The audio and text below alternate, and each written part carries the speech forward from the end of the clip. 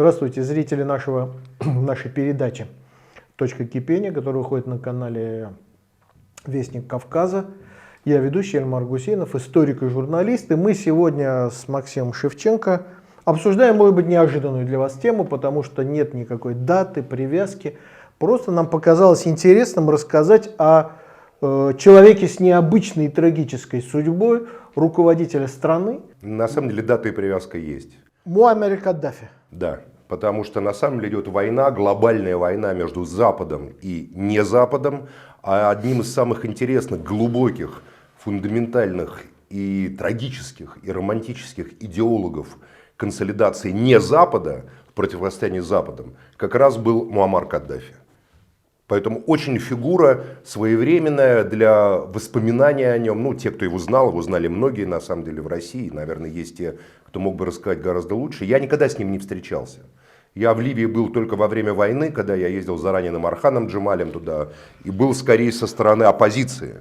Там Архан лежал в Зинтане, журналист «Известий» там был.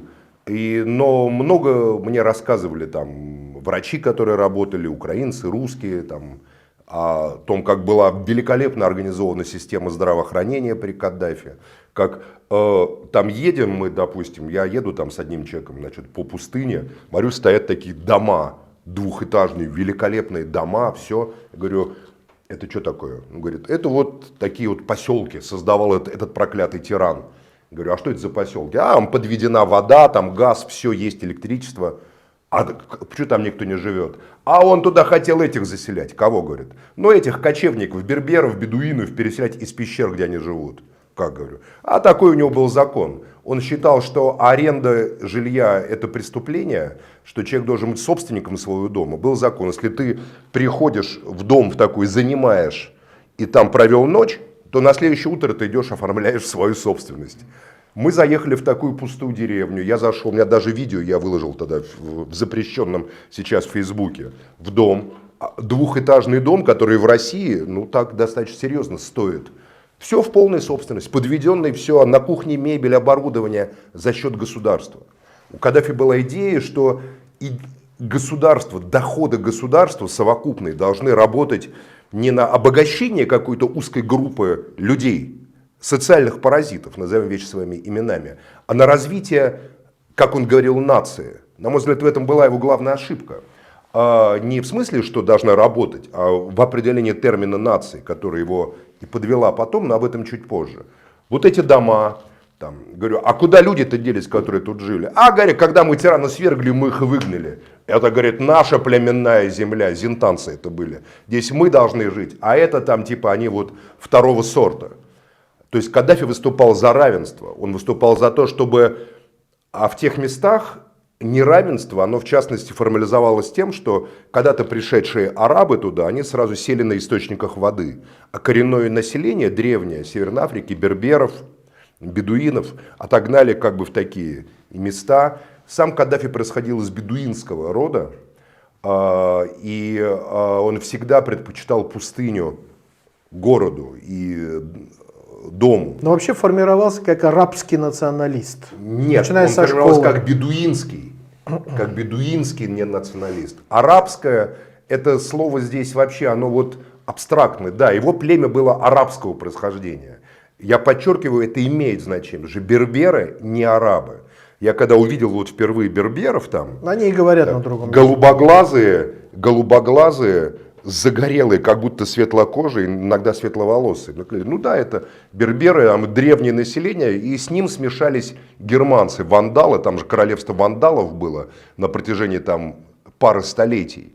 Туда когда-то там, ну, во время великого переселения народов, разрушения Римской империи в эту римскую провинцию, значит, Африка, которая называлась, да, там Карфаген, значит, это Тунис, Ливия, Триполитания, туда зашли германские племена, вандалы и там, готы, ну я не помню, там, да, Аларих там был, аланы тоже были, да, вместе с вандалами шли, и там основали на долгое время королевство, там фактически жили вот германцы. И вообще это очень интересный народ, а арабы пришли туда, собственно, арабы, ну фактически в 8 веке. И как там они между собой складываются, ну, в общем, берберские Города выглядели раньше так. Это была такая огромная яма, там были пещеры, вот как в «Звездных войнах», в которых в пещерах жили люди. Мне показывали. Вот он оттуда их переселял.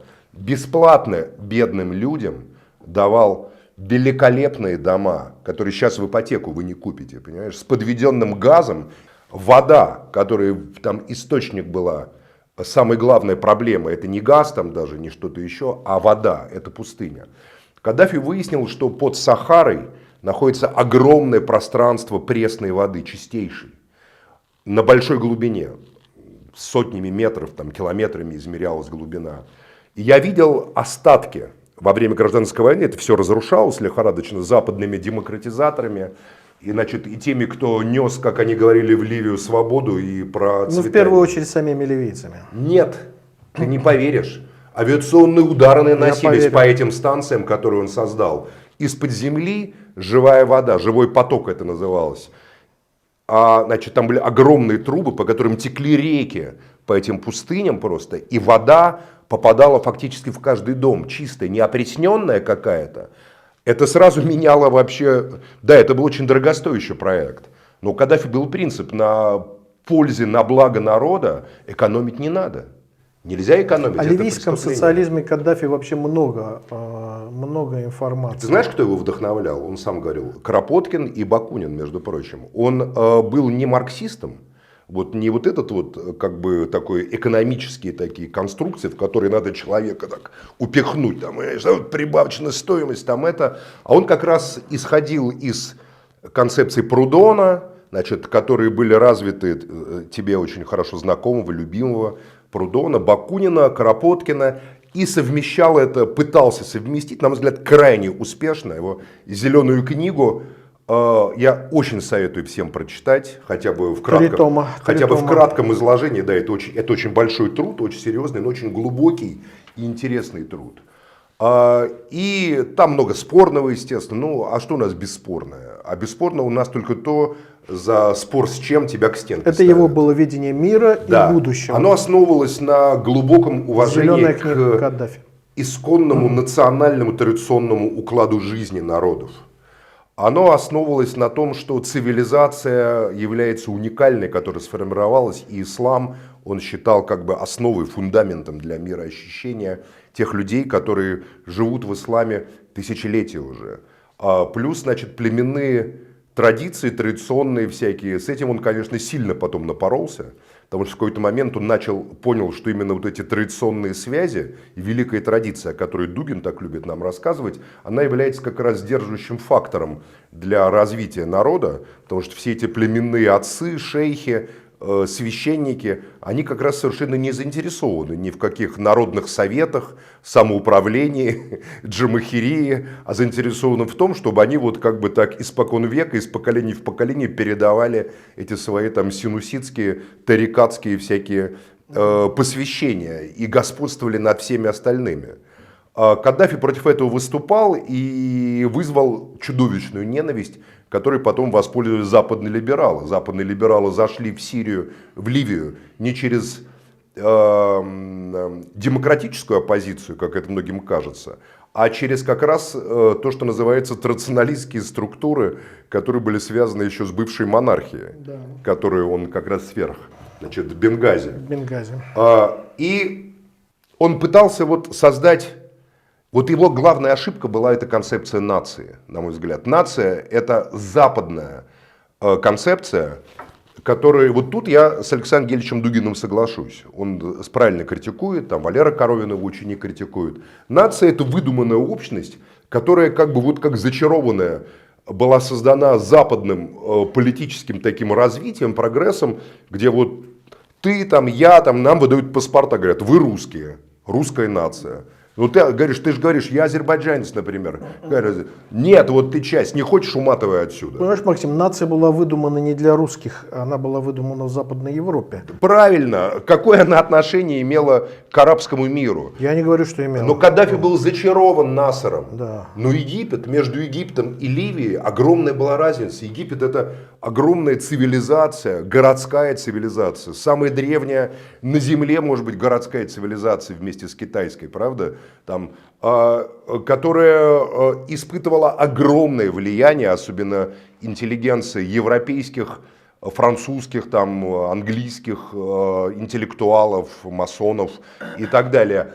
А Ливия это была, напомню, часть Италии. Это была заморская территория Италии. О чем хотел тебя спросить. Даже Италия, мало кто знает, она была не колонией, она была просто как Алжир.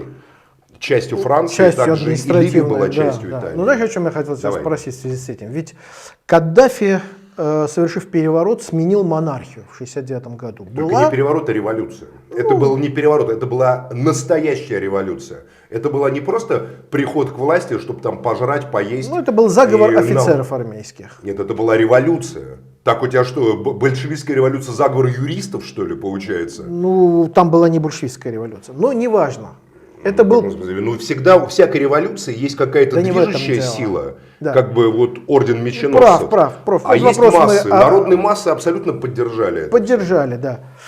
И была сменена монархия. Сейчас у нас уже никто не помнит, что до 1969 года была в Ливии монархия. Идриси был, значит... Но она была не всегда, она была с 1951 года установлена англичанами. До 69-го. Она была ООН установлена, значит. Англичанами. Забудь про ООН. Хорошо. Тогда Ближний Восток был поделен между американской зоной. Вот Израиль это американская был продукт. А везде, где были монархии, это был британский. Везде, где монархии свергались и исчезали, туда приходили американцы, считай. Национализм это был американский продукт. И Каддафи поддерживался сначала американцами, и Насер поддерживался американцами. Совершенно верно. Они выталкивали. И англичане с американцами после войны вообще бились там за влияние. Да. В том числе Советский Союз занял позицию проамериканскую. Потому что крушение Британской империи ему было очень... воспринималось с точки зрения... Ну, как бы Советский Союз же все измерял там прогрессивно, не прогрессивно. Американский капитализм, да, капитализм, но более, мол, прогрессивный, чем, значит, британский монархический такой империализм. И вот монархия как раз, у них была конституция 1961 года в этой монархии, там был парламент двухпалатный в этой монархии. Как раз монархия по конституции, она базировалась на принципе федерализма. Она признавала существование вокруг Бенгази вот восточной части ливийских племен или племени, не нации, да, западной и существование в пустыне вот этих берберских которые племен. влачили жалкую просто жизнь. Людей второго сорта, париев. Да, так и было, я сейчас не об этом так и просто, было. я не об этом. И вот монархия как раз учитывала отсутствие существования ливийской нации, даже по конституции. Ну, в монархии просто нету нации. Нация это либеральный концепт, который в монархии нет. Пришел Каддафи. И вопреки очевидности начал говорить и представлять себе народ нацией. Каддафи по сути был радикалом. Вот его взгляды во многом радикальные. Как и Бакунин был его радикалом. Результат, вот я что хочу тебя спросить. Результат. Конец трагический. Результат то, что не в результате ли того, что он вопреки реальности смотрел на свой собственный народ? Он любил свой собственный народ, его за глаза называли папой. Его за глаза называли папой и говорили: папа хороший, но надоел. Ну, он там, конечно, переломал и перебил часть, значит, этого традиционалистского племенного такого, значит, религиозного истеблишмента. Достаточно жестко с ним обошелся, прямо скажем. И он остановился в своих реформах. Он был по сути радикалом, но радикалом, который был зачарован этим либеральным концептом нации, которому казалось, что вот нация ислама там есть. Вот он поддерживал Фарахана, черные, значит, те самые нации ислама в Америке. Абсолютно такой постмодернистский, на мой взгляд, такой вообще концепт. Есть вот арабская нация. Он одно время очень пытался объединить арабов всех в одну нацию. Есть там вот европейская, французская, итальянская нация. Ну, понятно же, нация есть. Это как вот родился, допустим, вот там, не знаю, там, у тебя ребенок рождается, он говорит: ну как, понятно, машины есть. Он не может представить, что никогда не было машины, или может быть мир без машин, например, да, как-то по-другому. Нация. И на мой взгляд, а что такое нация? Вот в зеленой книге это самое слабое место. Потому что он просто берет термин, западный либеральный термин, и переносит его в то пространство, где для воплощения термина нации требуются просто кровавые совершенно социальные эксперименты и модернизационные установления. Потому что нация – это выдуманная, насильственно организованная политическим государственным способом общность, которая сразу ставит вопросы там, о перераспределении капитала, о правящих элитах, о том, кто говорит, ну простой вопрос, а кто вот нация есть, а кто имеет право говорить от имени нации? Вот западный буржуазный либерализм придумал, ну там выборные партии. Причем сам Каддафи в зеленой книге говорит, что партии это ложь, партии не выражают интересов народа, партии те же самые племена, которые конкурируют друг с другом только за деньги, а не там за какую-то великую традицию. И одновременно он как бы вот это понятие нации. Это была единственная ошибка в его как бы выкладках и в его выдающихся попытках модернизации всего-навсего. В какой-то момент он отказался от этого термина «арабская нация», поняв, что каши тут не сваришь, что это арабская знать в разных странах завязана на свои личные отношения. Кто с Францией, кто с Англией, кто с США, кто с Израилем, кстати, кто там еще с кем-то. Он понял, что с Советским Союзом тоже каши не сваришь, что есть два империализма, и он тогда объявил о третьем пути. Это он повторил, в общем, слова Эрнеста Че Гевары, его знаменитую речь в Алжире, когда Че Гевара... Конец их был очень похож. Героический конец великих людей, которые боролись за свободу от западного порабощения, от превращения всего человечества в кормовую базу для небольшой группы правящей верхушки, которая прикрывается еще так называемым западным этим золотым миллиардом для себя.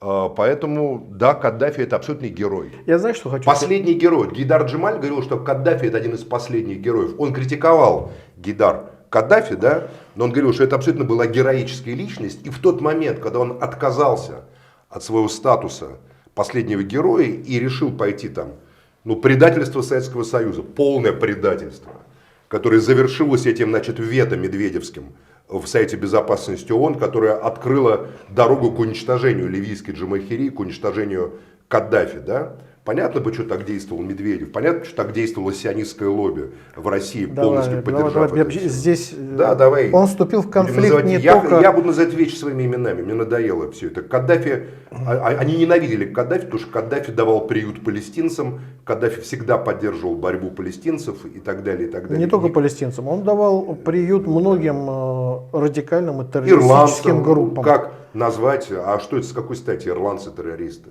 Потому что хотели достичь своих методов. Те, кому он давал прибежище, убивая и взрывая. Ну, смотри, сейчас те ирландцы, которые сидели в этом блоке X, в Ольстере в тюрьме и считались террористами, сейчас сидят в парламенте Северной Ирландии. Вот Каддафи не дождался этого момента. Когда королевство достигло с ними соглашения. А я вообще... Скажи мне, я знаешь, еще хотел что спросить. С точки зрения вообще...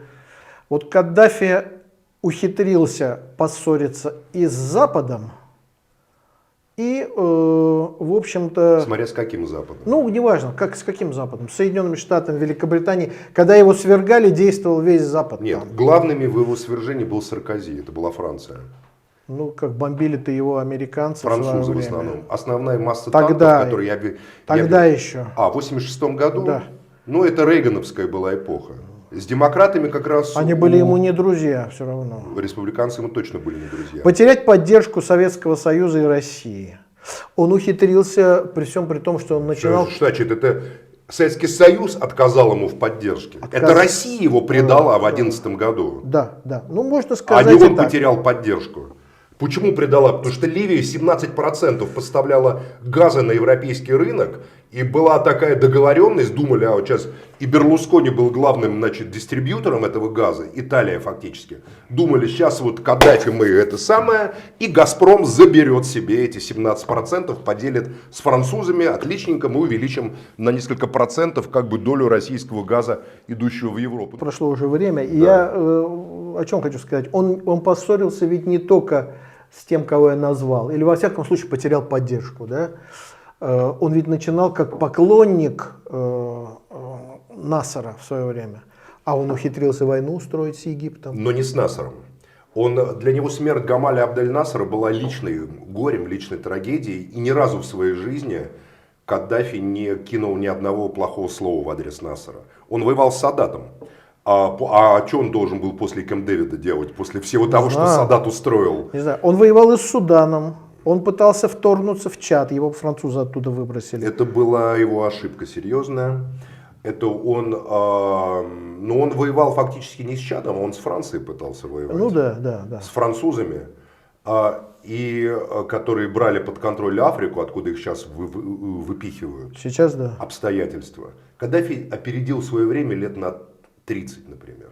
Сейчас бы молодой Каддафи, даже 40-летний Каддафи, даже 50-летний Каддафи, очень даже был бы такой серьезной проблемой для всего этого западного истеблишмента. Он был герой, который, поразительно, как и Бонапарт. Бонапарт, ведь смотри, вот оценивая жизнь Бонапарта, можно сказать, что идеи Бонапарта опередили лет на 50 свою эпоху. Потому что и кодекс Наполеона, и идеи имперское вот этого гражданства, да, идеи создания военной элиты. Но фактически в формировании европейской нации современной заложены были Наполеоном. До сих пор во Франции действует скорая помощь и пожарная команда, Конечно. Которая организовал Наполеон. Но где кончил Наполеон? Его отличает от Каддафи только одно, что Каддафи убили физически, да, тогда были времена чуть более благородные. Наполеона просто отравили. Отлично. На острове Святой Елены. Но фактически Каддафи это Бонапарт. Какие уроки лидеры страны или стран должны мира извлечь из трагедии Каддафи? Не будем говорить трагедии Наполеона, давненько было, но из трагедии Каддафи. Не верьте Западу или тем, кто прикидывается Западом. Не верьте тем, кто пытается использовать вас в своих глобальных играх. Действуйте, исходя из интересов своих народов, из интересов тех, над кем вас судьба или Бог, как вам угодно, или исторический процесс поставил руководителем. Каддафи так и делал. Между прочим, он любил ливийцев как своих родных детей. Он любил их. И я думаю, что его имя, оно вернется не только в Ливию, но и в контексте разгорающегося процесса в мире, антиколониального, антизападного восстания, в которое включились не какие-то там абстрактные умирающие советские вожди в шляпах и пыжиковых шапках, а включились могучие силы, которые пытаются выстроить совершенно иной мир. Я сейчас даже не буду. Перспективы есть. Конечно, еще одна ошибка Каддафи, то, что он действовал эмоционально. Иногда он принимал решения не стратегического такого действия, как и Бонапарт, кстати, а в каждой конкретной ситуации. У них много общего. Единственное, конечно, слушай, даже его сопротивление в Сирте, даже его эта война против превосходящего врага, который господствовал в воздухе, когда его предали все, его долгое сопротивление, оно впечатляет. И смертью впечатляет. Он же был убит не какими-то этими самыми повстанцами. Его колонну эту разгромило, там было ЧВК, в котором были французы. С воздуха разгромили. Французы, да, и южноафриканцы, бельгийцы, частная военная компания. Они нанесли удар и передали потом в руки этим зверям. И это вау, Хиллари Клинтон, которая радовалась, рукоплескала, на мой взгляд, должно являться символом вообще отношения так называемого просвещенного Запада ко всему остальному человечеству. Это вау, оно должно звучать в ушах каждого, кто смотрит на Запад с какой-то иллюзией и с пониманием найти в элитах Запада, не в людях Запада. Люди Запада такие же, как и везде. Где-то лучше, где-то хуже. В элитах. А тебе не кажется, Элита что Запада все-таки это сатанинская с сила? ним расплатились за взорванный над Локерби самолет? Кажется. Это все пропаганда.